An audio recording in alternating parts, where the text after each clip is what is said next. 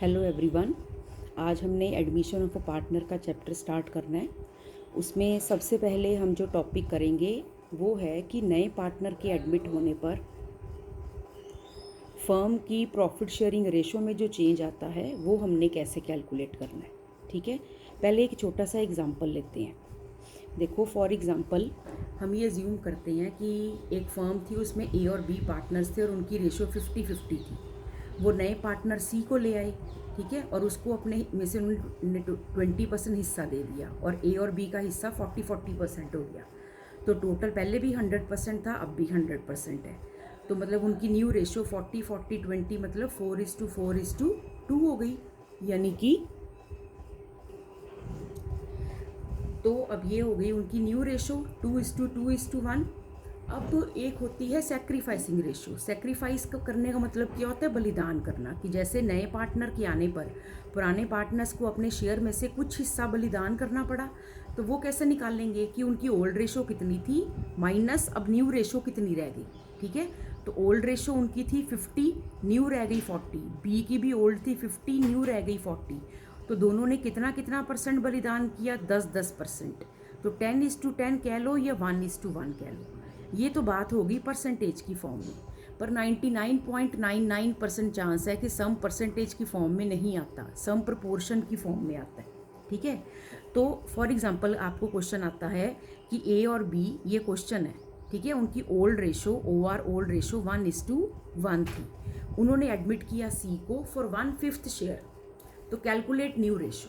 ठीक है, अब इसमें देखो कि हम ये सम कैसे करेंगे। सबसे पहले हम सम में लिखेंगे उनकी ओल्ड रेशो क्या थी। वो थी 1:1, जो कि सम में आपको गिवन है। सी का न्यू शेयर क्या गिवन है? 1/5, वो हमने लिखा 1/5। अब हमने सम में कैसे लिखना है? Let total share is equal to 1। ठीक है, तो हमने देखो एक बात बेटा हमेशा याद रखो कि जैसे परसेंटेज जो होती है, परसेंटेज का टोटल हमेशा 100 होता है। ऐसे ही जो प्रोपोर्शन है उसका टोटल भी हमेशा 1 होता है। जैसे कि अगर मैं किसी चीज़ के 3 टुकड़े करूँ, 1/3 1/3 1/3, तो टोटल एलसीएम लिया 3, तो 3/3, ठीक, तो टोटल 1। किसी चीज़ के 4 हिस्से करूँ तो 1/4 1/4 1/4 1/4, तो टोटल 4/4 1। मतलब अगर मैं किसी चीज़ के टुकड़े करती हूँ तो उन टुकड़ों को जोड़ूंगी तो होल टोटल 1 नहीं बन जाएगा ना। ठीक है, तो टोटल हमेशा 1 होता है शेयर का। तो टोटल 1 हम अज्यूम करेंगे। लेट टोटल शेयर 1, रिमेनिंग कितना बचा? सी को उसमें से 1/5 दे दिया। फर्म का टोटल शेयर तीनों का मिला के 1 होगा।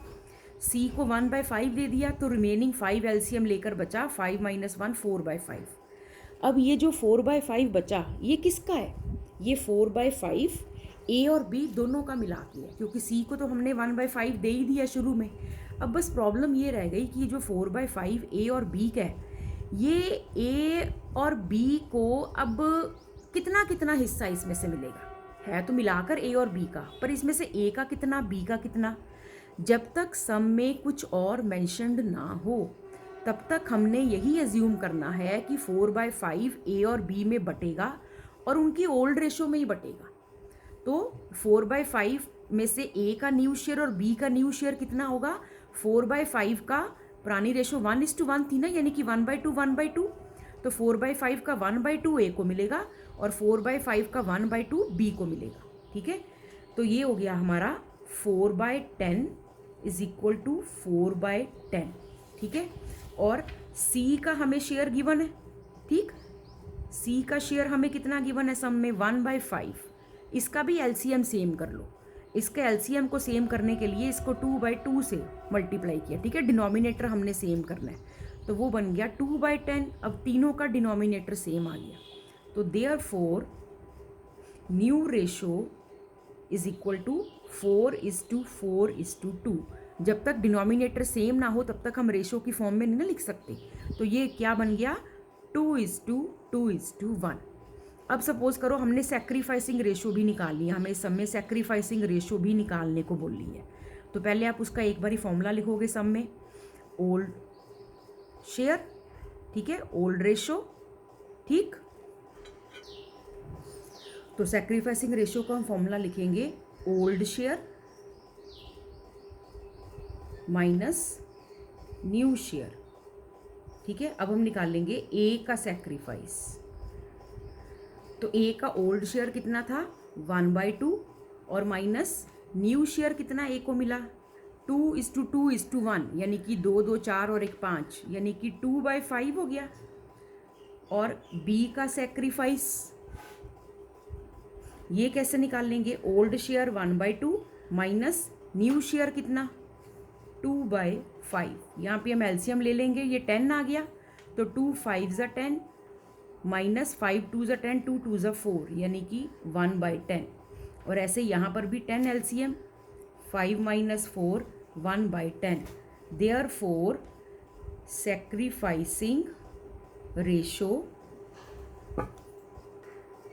Sacrificing ratio is equal to 1:1। ठीक है, अब एक चीज़ गौर करो कि जो सैक्रिफाइसिंग रेशो आंसर आया है, ठीक 1:1, आप गौर करो उनकी ओल्ड रेशो भी 1:1 थी और सैक्रिफाइसिंग रेशो भी 1:1 नहीं आई है। मतलब जब तक सम में कुछ और स्पेसिफाइड ना हो तब तक जो आपकी ओल्ड रेशो होती है वही आपकी सैक्रिफाइसिंग रेशो आती है। ठीक है, एक चीज़ और बता दूं कि यहाँ पर जैसे जो रिमेनिंग शेयर 4/5 था वो 1:2 में डिस्ट्रीब्यूट हुआ। ठीक है, ए का न्यू शेयर और बी का न्यू शेयर।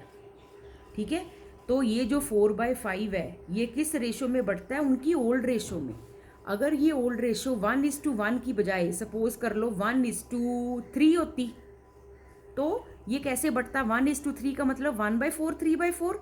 तो 4/5 का 1/4 ए को मिलता और 3/4 बी को मिलता। मतलब ये 4/5 किस रेशो में बटना है, ये उनकी ओल्ड रेशो में बटना है। तो इस तरह हमने कैलकुलेट करनी है न्यू रेशो और सैक्रिफाइसिंग रेशो। ओके, ऐसे कैलकुलेट करनी है।